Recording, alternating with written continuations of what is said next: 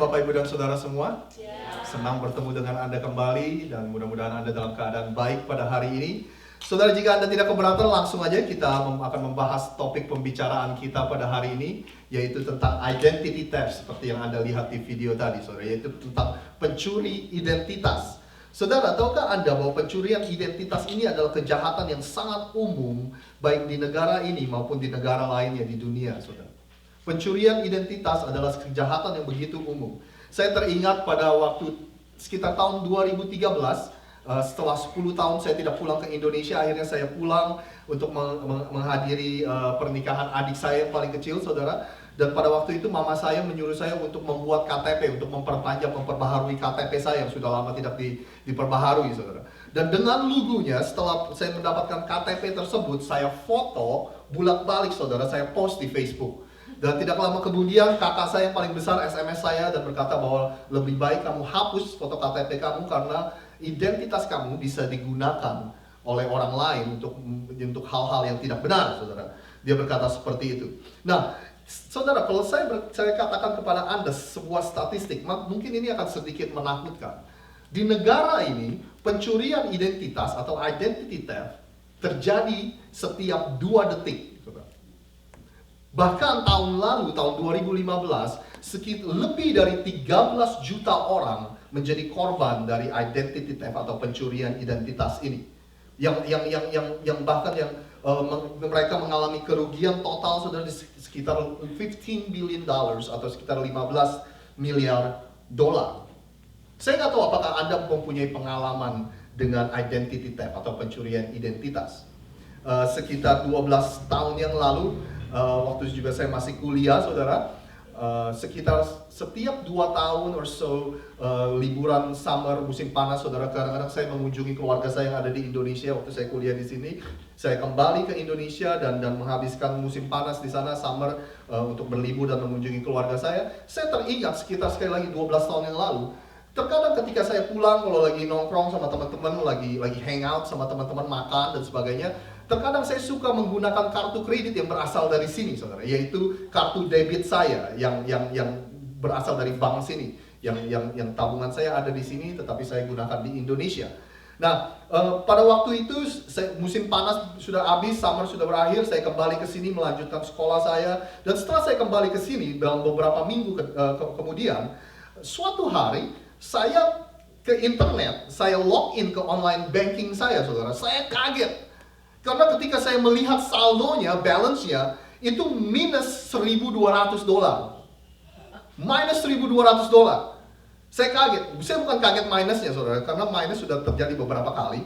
Saya kagetnya cuma minusnya itu banyak banget, 1.200. Biasa minusnya itu berapa puluh dolar gitu, lupa nabung atau apa. Tapi ini minus 1.200, saudara. Dan setelah saya lihat transaksinya, ternyata ketika saya sudah kembali ke sini pada tanggal yang sekian-sekian, saudara, kartu saya padahal selama ini ada di dompet saya, tetapi kartu kredit saya dipakai di Jakarta, Indonesia, saudara, di mall. Bahkan saya masih ingat itu kalau saudara familiar sama Jakarta, di Sogo, di Plaza Indonesia, dibuat untuk belanja baju bayi, saudara, di Guess, ya kan? Nah, saya panik pada waktu itu karena saya di sini sendiri. Kalau saya nggak punya uang, saya mau makan apa? Akhirnya saya buru-buru ke bank dan saya kasih bukti bahwa tanggal segini dan segini saya sudah kembali ke Amerika, kartunya selalu ada mas saya, dan transaksi yang ini dan yang terjadi di Jakarta itu adalah ketika saya sudah kembali di sini. Jadi untungnya bank bekerja dengan sangat cepat dan uang saya dikembalikan semuanya, saudara. Itulah pengalaman saya dengan pencurian identitas. Saya nggak tahu apa di antara Anda di sini yang pernah mengalami menjadi korban dari pencurian identitas, saudara. Mungkin kalau Anda masih ingat beberapa sekitar 2 tahun yang lalu, Target, saudara, toko Target, store, ya kan, sistem keamanannya dibobol orang, dihack sama orang, saudara. Sekitar 70 juta orang, 70 juta customer, informasi mereka, informasi kartu kredit mereka dibobol orang, diambil orang, saudara. Ya kan, kalau Anda mungkin sempat belanja di Target, menganjurkan kepada customernya, jika Anda pernah belanja di sana dari bulan sekian sampai bulan sekian, lebih baik Anda cancel kartu kredit Anda dan minta yang baru, karena ada kemungkinan kartu kredit Anda diambil orang, saudara. Tetapi cerita soal pencurian identitas ini, saya punya cerita favorit yang saya temukan di internet, yaitu cerita tentang seorang suami yang kartu kredit istrinya itu hilang. Diambil orang, dicuri orang. Dan sudah seminggu hilang, suaminya masih belum melaporkannya. Ketika ditanya alasannya kenapa, karena dia bilang bahwa pencuri kartu kredit istri saya memakainya lebih sedikit daripada istri saya. Jadi lebih baik dia yang pegang daripada istri saya yang pegang, dia bilang gitu. Nah, kenapa sih kita ngomongin soal identitas di dalam gereja? Kalau Anda tahu, kalau Anda sudah menjadi orang Kristen sudah lama, Anda tahu bahwa Anda mempunyai sebuah identitas di mata Tuhan. Bukan sebuah, saudara, tapi Anda mempunyai identitas-identitas yang Tuhan lihat ke dalam kehidupan saudara. Tuhan memberikan saudara identitas. Anda mempunyai identitas di dalam Tuhan. Oleh sebab itu identitas ini begitu penting buat kita semua. Kenapa? Karena identitas adalah bagaimana cara Anda melihat diri Anda sendiri. Identity is about how you see yourself. Identitas adalah apa yang Anda katakan kepada diri Anda. Identitas adalah konsep dan pikiran-pikiran yang Anda punya tentang diri Anda.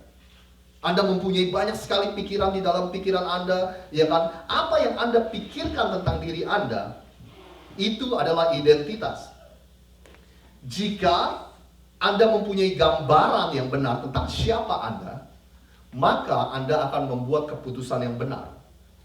Dan dari keputusan yang benar itu, maka itu akan menentukan bagaimana kita menjalankan hidup ini. Jadi keputusan-keputusan yang kita ambil itu berdasarkan dari bagaimana kita melihat diri kita, saudara. Dan keputusan itu akan sangat berpengaruh dari bagaimana kita menjalankan hidup ini. Ketika kita melihat hidup kita keliru, melihat identitas diri kita sendiri keliru, saudara, maka keputusan yang kita buat akan keliru. If you think about yourself poorly, then it can harm you. Kalau saudara melihat rendah identitas Anda, siapa diri Anda, maka itu akan merugikan Anda.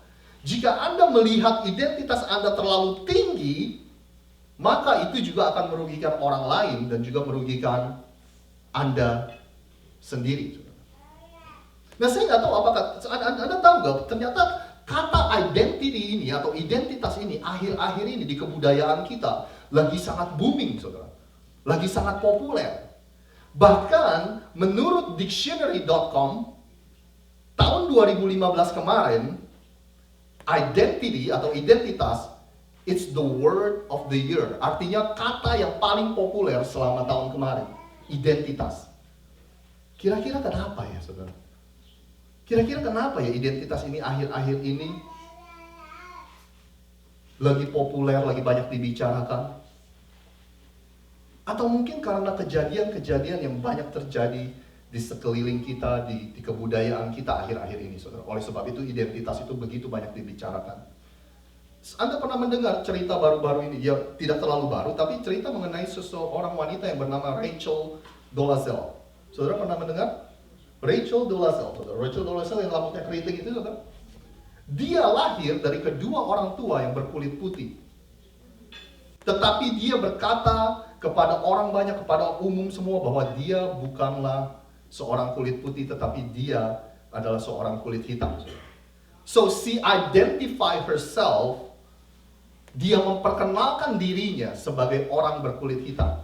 Padahal dia keturunan asli dari kedua orang tua yang berkulit putih. Ya kan? Akhir-akhir ini identitas sedang banyak dibicarakan karena kita sedang bingung dengan soal identitas, soal. Atau mungkin Anda pernah mendengar berita yang belum lama juga, yaitu tentang seseorang yang bernama Kim Davis. Dia bekerja di catatan sipil di City Hall, yang pekerjaannya dia mengeluarkan surat pernikahan, ya kan? Tapi orang ini karena imannya, karena agamanya, karena kepercayaannya, dia menolak untuk mengeluarkan surat nikah kepada pasangan sejenis. She refused to do her job. Dia menolak melakukan pekerjaannya because she identify herself as Christian. Karena dia berkata bahwa karena iman percaya saya nggak mau mengeluarkan. Bolehkah seperti itu? Ini menjadi perdebatan, saudara, ya kan? Pekerjaan dan kepercayaan. Atau mungkin yang lagi populer akhir-akhir ini yaitu perdebatan soal tentang penggunaan kamar mandi atau WC umum, saudara. Ya kan, saudara mendengar kan? Siapa yang boleh masuk ke WC wanita? Siapa yang boleh masuk ke WC pria, saudara? Apakah itu berdasarkan jenis kelamin? Atau berdasarkan apa yang Anda dan saya rasakan? Kalau saya merasa sebagai wanita, berarti saya boleh masuk ke WC wanita. Akhir-akhir ini sedang diperdebatkan. Oleh sebab itu identitas begitu membingungkan akhir-akhir ini. Makanya identitas menjadi sesuatu yang populer, menjadi sesuatu yang lagi dibahas akhir-akhir ini, saudara. Nah, saya sadar topik identitas ini tidak bisa dibicarakan dalam 30 menit dan semuanya selesai, semuanya jelas. Oleh sebab itu, apa yang kita bicarakan hari ini mungkin hanya di permukaan saja. It's just scratch the surface. Mungkin hanya di luar-luarnya saja, tidak terlalu dalam, saudara. Tapi at least saya ingin membagikan ini, tapi paling enggak saya ingin Anda at least sedikit aware, sedikit sadar dengan apa yang terjadi akhir-akhir ini. Dan saya ingin Anda sadar tentang identitas Anda, terutama sebagai anak-anak Tuhan. Nah, untuk melakukan itu, untuk membantu kita membahas topik ini, saya ingin mengajak Anda ke sebuah tulisan yang Rasul Paulus tulis kepada orang-orang Kristen yang tinggal di kota Roma. Yaitu di buku Roma, di kitab Roma, pasal yang ke-12, ayat yang kedua. Ini adalah sebuah tulisan yang begitu populer yang Anda sering baca. Saya bacakan kepada Anda perhatikan baik-baik. Dikatakan, janganlah kamu menjadi serupa dengan dunia ini. Tetapi apa, saudara? Berubahlah oleh pembaharuan budimu. Do not conform to the pattern of this world, but be transformed by the renewal of your mind. Sehingga kamu dapat membedakan manakah kehendak Allah, apa yang baik, apa yang berkenan kepada Allah, dan yang sempurna. Ini yang saya tahu tentang Anda semua. Kalau Anda sudah lama menjadi orang Kristen, kalau Anda sudah lama pergi ke gereja, Anda sering mendengar pastor, hamba Tuhan atau sebagainya, saudara berkata bahwa Tuhan mempunyai rencana untuk hidup Anda. Tuhan mempunyai kehendak untuk hidup Anda. God has a will, God has a plan for your life. Anda sering mendengar itu kan ya. Dan yang saya tahu pasti tentang Anda, semua dari Anda mau tahu apa rencana itu. Ya kan? Semua dari Anda mau tahu apa kehendak Tuhan dalam hidup setiap kita. Nah, Rasul Paulus di sini berkata, untuk Anda tahu kehendak Tuhan, untuk Anda tahu rencana Tuhan secara jelas, Anda dan saya harus mengerti, Anda dan saya harus tahu benar siapa diri kita. Siapa diri kita di mata Tuhan, bukan berdasarkan dari apa yang dunia katakan, bukan berdasarkan dari apa yang sekeliling kita katakan, bukan berdasarkan dari apa yang kebudayaan kita katakan, tapi apa yang Tuhan katakan mengenai kita.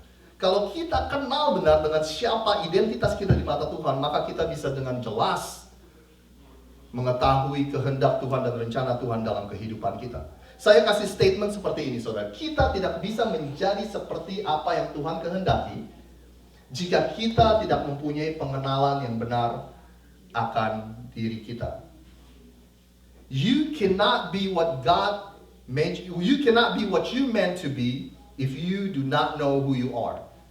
Kita tidak bisa menjadi seperti apa yang Tuhan kehendaki jika kita tidak mengenali siapa kita. Siapa identitas kita di mata Tuhan.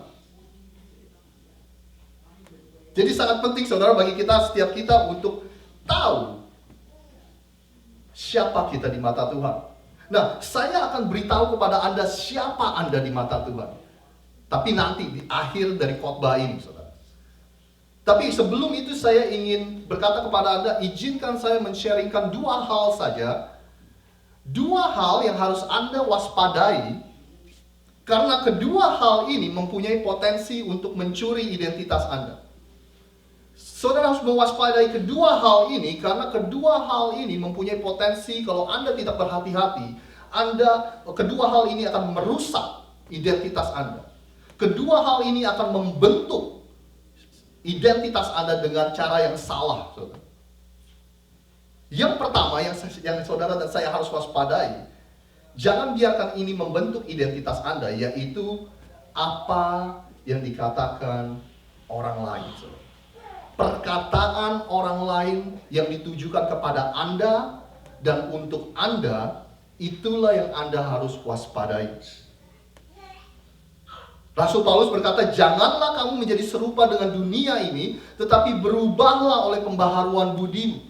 Di dunia ini, saudara, di sekeliling kita, orang-orang di sekeliling kita, kebudayaan di sekeliling kita, apapun itu di sekeliling kita, mencoba untuk berkata-kata sesuatu, mencoba untuk mengkomunikasikan suatu hal yang salah tentang Anda. Mereka mencoba mengisi hidup dan pikiran Anda dengan hal-hal yang tidak baik dan hal-hal yang salah.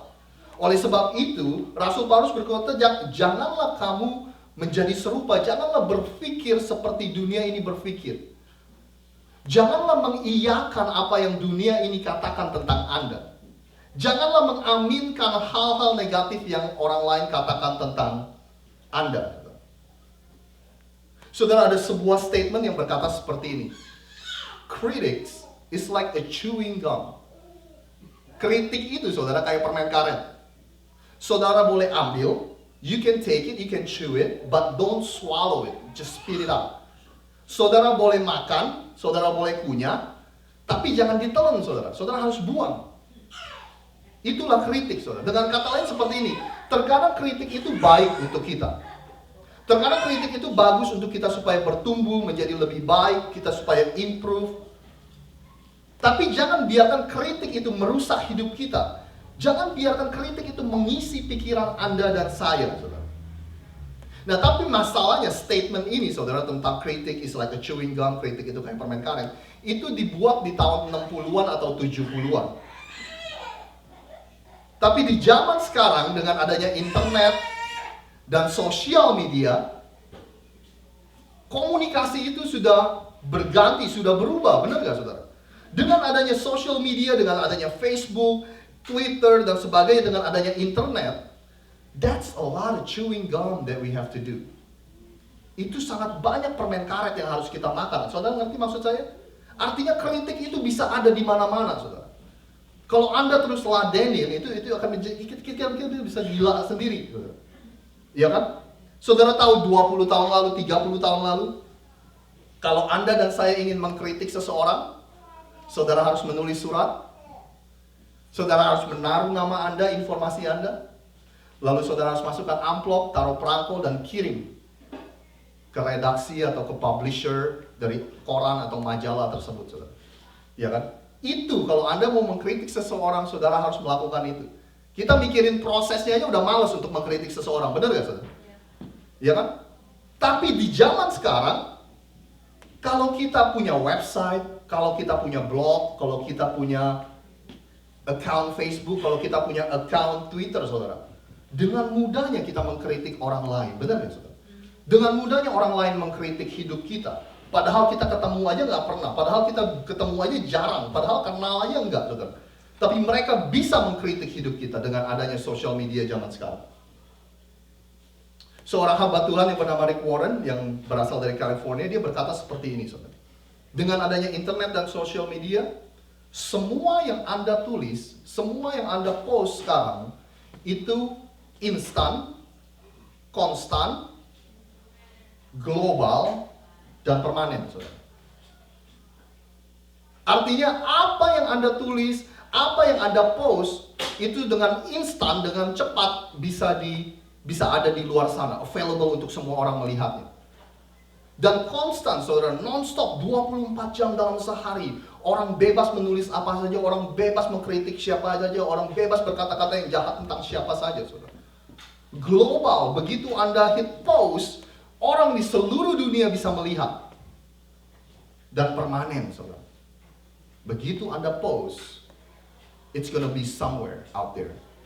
Mungkin Anda bisa delete apa yang saudara post, mungkin Anda bisa delete foto-foto yang Anda post, tapi ada orang lain yang bisa mempunyai, ada orang lain yang screenshot, ada orang lain yang copy paste dan taruh di website mereka. It's permanent, it's out there, saudara. Di luar sana, saudara. Oleh sebab itu kita harus berhati-hati kepada siapa kita mendengar. Jangan biarkan sembarangan orang berkata-kata hal yang negatif tentang Anda, apalagi Anda mengiyakan mereka. Saudara, beberapa ratus tahun yang lalu di dunia gereja, untuk berkata seseorang itu sesat, mereka harus mengumpulkan council, mereka harus mengumpulkan pemimpin-pemimpin gereja.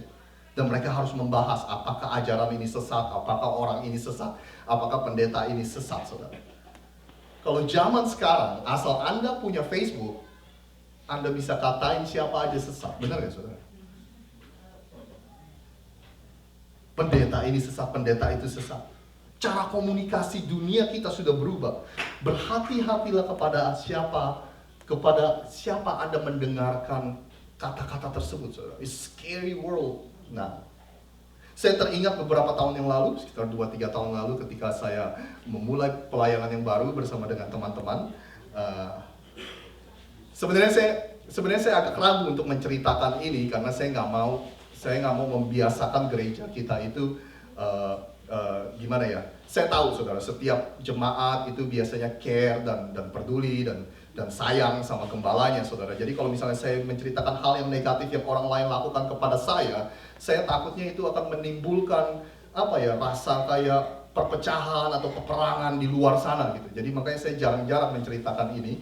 Tetapi karena ini related dengan topik kita, berhubungan dengan topik kita, saya mau katakan sekitar 2 tahun lalu, 3 tahun lalu ketika kami memulai pelayanan yang baru, ada begitu banyak orang yang mendatangi saya, telepon kah, apakah kalau misalnya lagi ketemu di jalan kah, saudara. Mereka suka berkata, "Rosid, saya dengar kamu ini sekarang suka ngajarin anak-anak minum, mabok-mabokan," katanya. Nanti ada lagi yang datang, katanya, "Rosid, saya dengar kamu ini sekarang udah gak percaya dengan Roh Kudus," katanya. Banyak sekali hal-hal yang membuat saya down, membuat saya sedih, membuat saya kecewa, saudara. Ya kan? Saya mikir ini orang dengar dari mana seperti hal-hal seperti ini, ya kan? Saya berbohong kepada Anda kalau misalnya saya bilang itu nggak mempengaruhi saya. Semua omongan itu mempengaruhi hidup saya, saudara. Dengan doa, dengan dukungan teman-teman dan keluarga, dengan dukungan teman-teman sepelayanan, akhirnya saya memutuskan untuk melupakan semua omongan orang.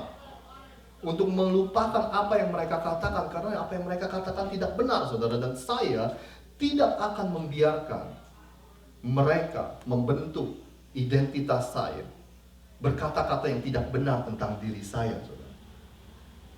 Jadi saya berdoa biar Anda juga melakukan hal yang sama. Jangan biarkan perkataan negatif orang dan orang-orang yang you barely know, yang saudara aja nggak kenal, untuk mengganggu Anda dengan perkataan-perkataan negatif mereka. Saya kasih sebuah quote, kasih statement supaya Anda ingat. You are not what other people says you are. You are who God says you are. Siapa Anda tidak bergantung dari apa yang orang lain katakan. Tapi siapa Anda bergantung dari apa yang Tuhan katakan tentang Anda. Anda percaya? Amin? Amen. You are not what other people say you are, but you are who God says you are. Saya mau berkata kepada setiap kita, saya mau kita semua mempunyai kerendahan hati untuk belajar, untuk menerima masukan, untuk memperbaiki, improve ourselves. Tapi pastikanlah Anda mendengarkan orang-orang yang Anda tahu peduli dengan hidup Anda. Yang Anda tahu ingin yang terbaik untuk hidup Anda dan yang mengasihi Anda. Jangan biarkan apa yang orang lain tulis di Facebook, orang yang tidak begitu kenal dengan Anda mengganggu hidup Anda, apalagi membentuk identitas siapa Anda. Ya kan? Saya mau bilang, saudara, terkadang orang yang mengasihi kita pun tanpa mereka sengaja melukai setiap dari kita dengan perkataannya. Benar bukan, saudara? Ada berapa banyak orang tua yang mereka tidak mempunyai maksud untuk melukai anak-anaknya. Mereka tidak tahu bahwa perkataan itu melukai anak-anaknya. Tetapi itu terjadi, saudara. Jadi siapapun yang berkata-kata ke dalam hidup Anda, whoever speak into your life, siapapun yang berkata-kata kepada Anda, ingatlah identitas Anda. You are not what other people say you are, but you are who God says you are. Siapa Anda tidak tergantung dari perkataan orang lain, tetapi siapa Anda tergantung dari perkataan Tuhan. Saudara setuju? Katakan amin. Amin. Jadi waspadailah apa yang orang lain katakan tentang diri Anda. Yang kedua, yang terakhir sebelum kita pulang, saudara. Waspadailah kejadian-kejadian yang saudara alami. Waspadailah kejadian atau peristiwa-peristiwa yang saudara alami dalam hidup Anda. Kalau Anda belum jelas, tidak apa-apa, saudara. Saya ada seperti biasa, saya akan gambarkan kepada Anda. Untuk Anda yang lebih mudah belajar dengan melihat sesuatu, saya akan gambarkan, ini maksud saya, saudara. Jika Anda tidak berhati-hati, katakan ini adalah identitas Anda.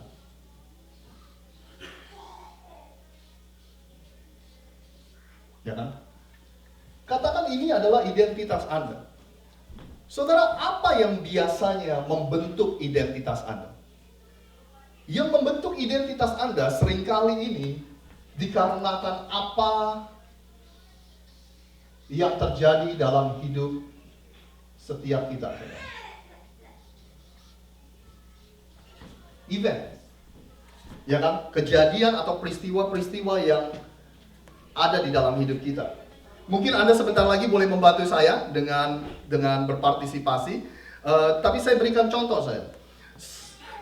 Contohnya, ketika saya berumur 16 tahun, saya pindah dari Indonesia ke Amerika, tinggal di sini, saudara. Jadi waktu saya pindah, moving, dengan kepindahan saya itu membentuk siapa saya hari ini, saudara. It shaped who I am. It shaped my identity. Di dalam setiap kehidupan kita ada major events atau ada kejadian atau ada hal-hal besar yang kita lalui, ya kan saudara? Dalam hidup kita. Contohnya seperti ketika kita memasuki yang namanya pernikahan, ya kan? Atau yang masih ada hubungannya dengan pernikahan, yaitu mungkin divorce, ya kan? Perceraian, saudara. Ada lagi major events dalam hidup Anda, ada lagi hal-hal yang besar yang terjadi dalam hidup Anda yang mempunyai potensi untuk membentuk siapa Anda. Boleh saya dengar partisipasinya? Kelahiran seorang anak, saudara. Ya kan? Childbirth. Atau penantian seorang anak. Anda sedang menanti seorang anak tetapi Anda belum mendapatkannya. Penantian seorang anak, saudara.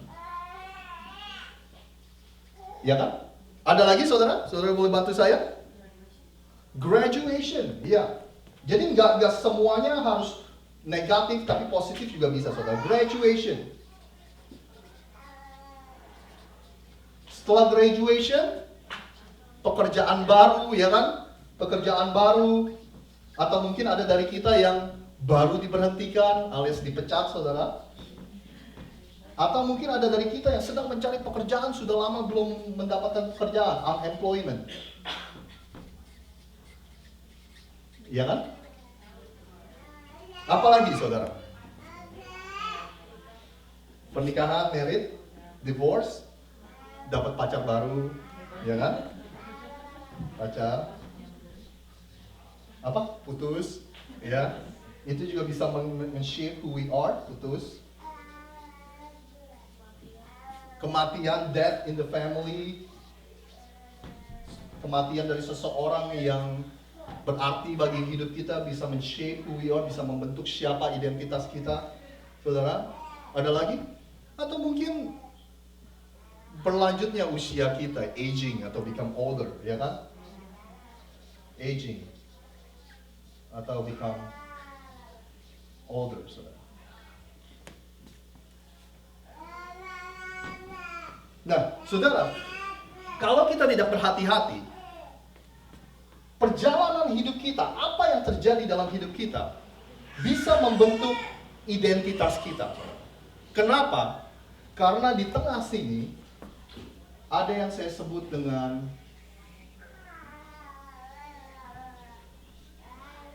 belief.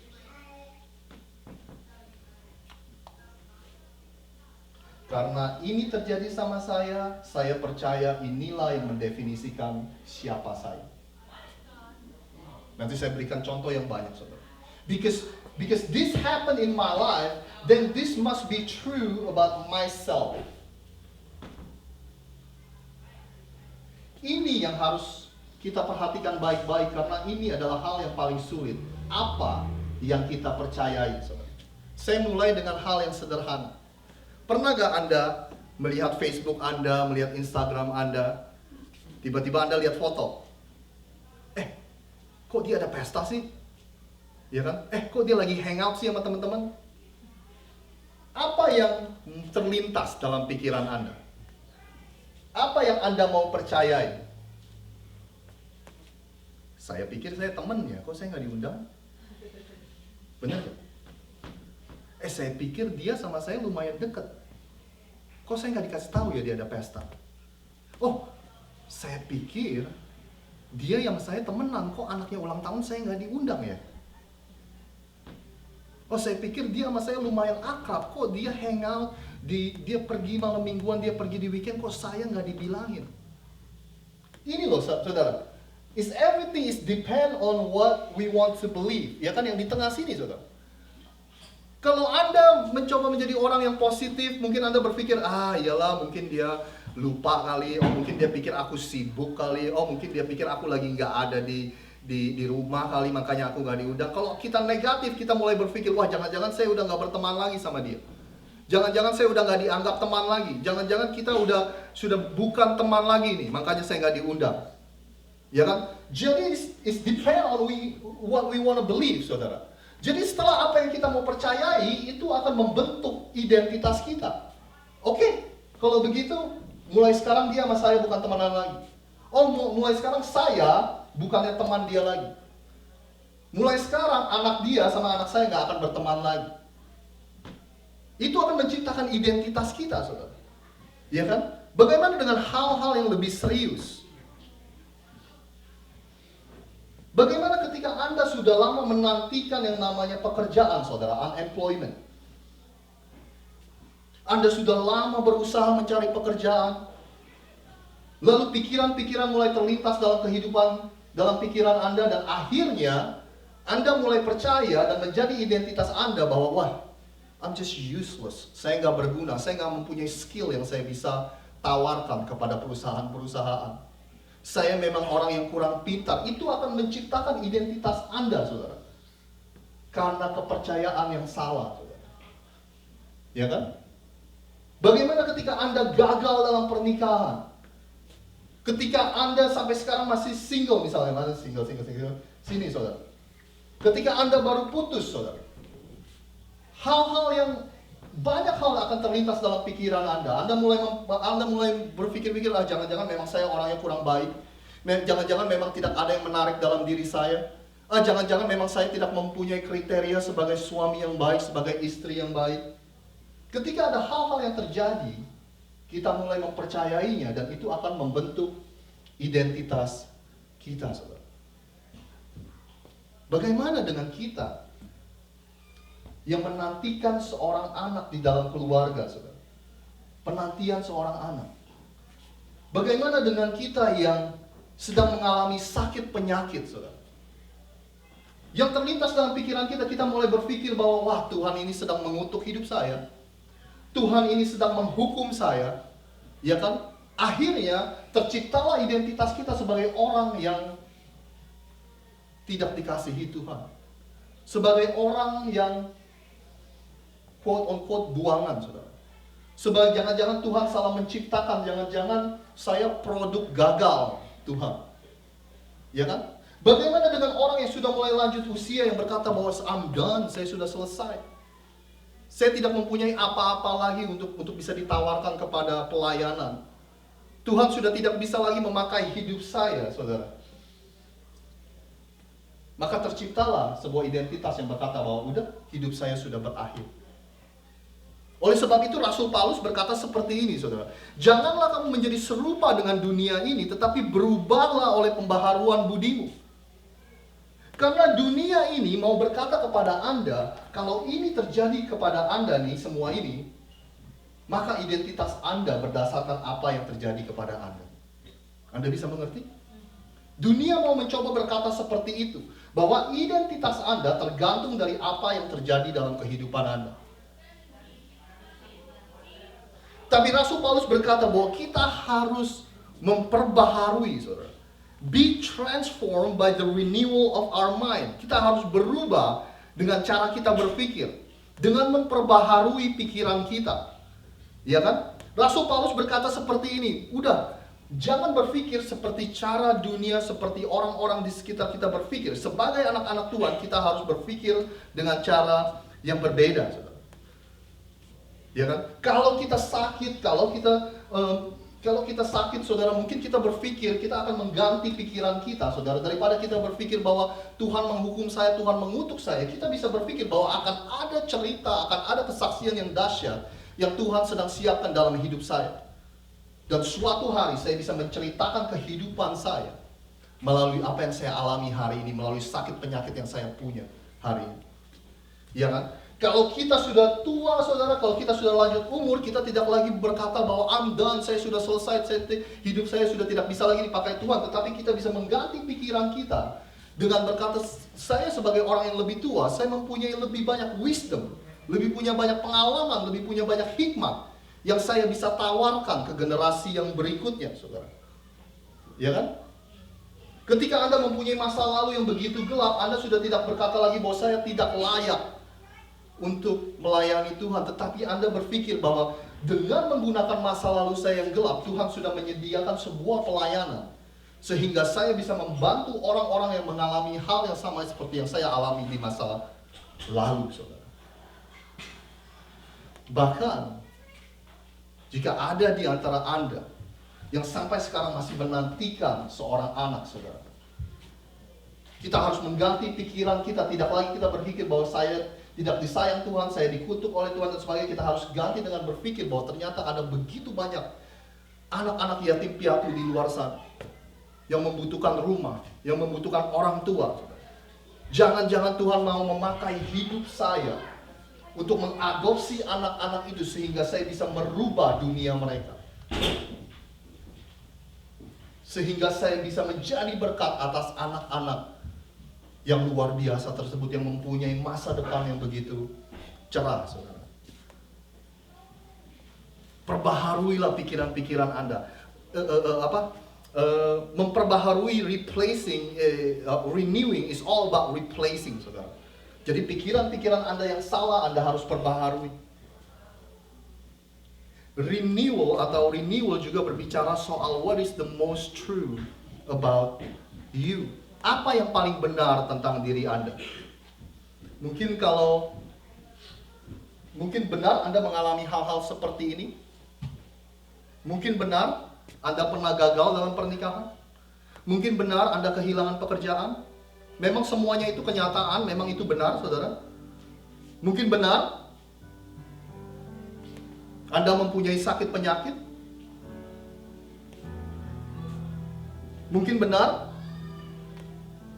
Anda masih terikat dalam dosa. Mungkin benar Anda sampai hari ini masih mengalami kesulitan dalam keuangan. Mungkin benar, saudara, Anda gagal dalam hubungan, Anda gagal dalam pacaran dan sebagainya. Mungkin benar Anda masih sendiri sampai saat ini. Memang semuanya ini benar, tetapi this is not what most true about you. Tetapi ini bukanlah hal yang paling benar mengenai Anda, saudara. Renewing is about replacing, renewing. Ini benar, saudara, hal-hal ini benar, tetapi ada yang lebih benar tentang Anda dan saya. Kenyataan yang Anda alami, peristiwa-peristiwa dan kejadian yang Anda alami benar, tetapi ada yang lebih benar tentang siapa Anda dan identitas Anda. Anda mau tahu siapa Anda dan identitas Anda yang paling benar? Bolehkah saya undang semua untuk bangkit berdiri bersama-sama?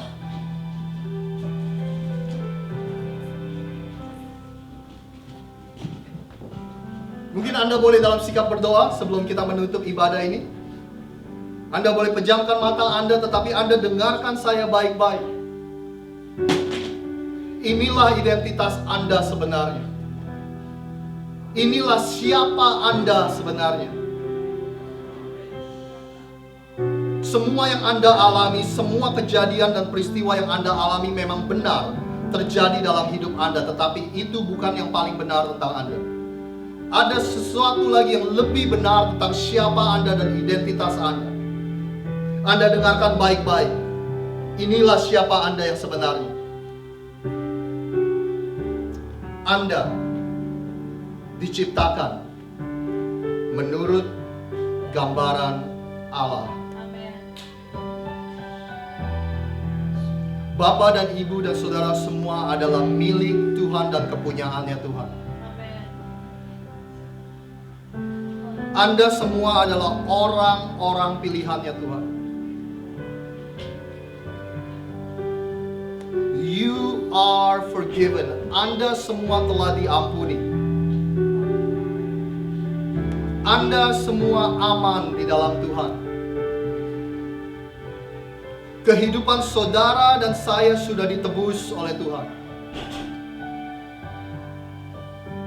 Anda dan saya tidak pernah sendiri. Sang pencipta langit dan bumi dan surga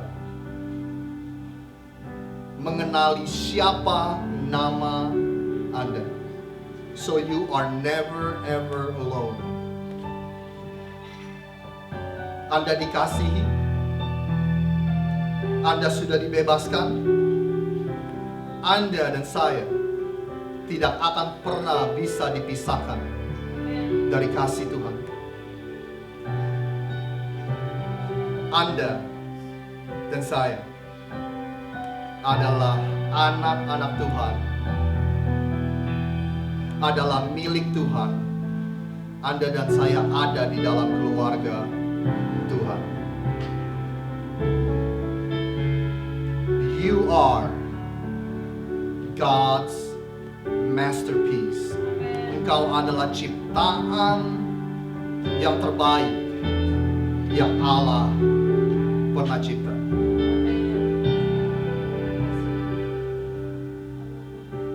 Bapa yang ada di surga, kami bersyukur.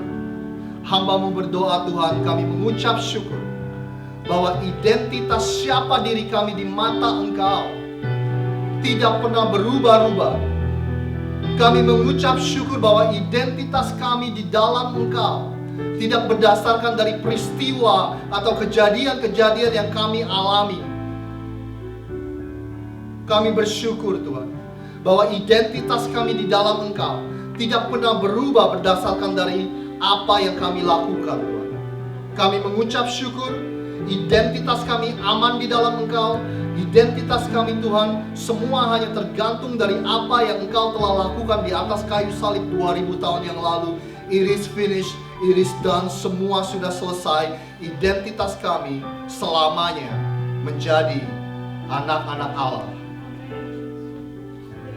Tuhan, berikan kami keberanian, berikan kami kekuatan Tuhan untuk terus ingat siapa setiap kami di mata Engkau. Apapun yang kami pernah lalui, apapun yang akan kami lalui di masa depan, kami percaya bahwa siapa kami di mata Engkau tidak pernah berubah. Kami semua diberkati, kami semua ditolong Tuhan, kami semua dikasih kasih karunia oleh Tuhan. Bapak, Ibu dan Saudara semua boleh mengangkat tangan Anda. Tuhan Bapa di surga, kami hamba mengucapkan berkat atas gerejamu ini Tuhan. Biar berkat Bapa, Putra dan Roh Kudus turun atas mereka semua Tuhan. Dan kami berdoa biar janji Tuhan Yesus yang datang untuk memberikan kami hidup, dan hidup yang berkelimpahan, kelimpahan dengan purpose, kelimpahan dengan tujuan ilahi, kelimpahan dengan kehendak-kehendak Tuhan dan misi-misi Tuhan, boleh tergenapi di dalam kehidupan setiap kami. Kami percaya itu, kami pegang janji-Mu, dan kami percaya kami sudah menerima janji tersebut Tuhan. Terima kasih, hanya di dalam nama Tuhan Yesus. Semua jemaat Tuhan di tempat ini sama-sama katakan amin, amin. Saudara, happy Sunday. Saudara boleh kasih salam samping kiri kanan Anda. Tuhan Yesus memberkati. Thank you for coming.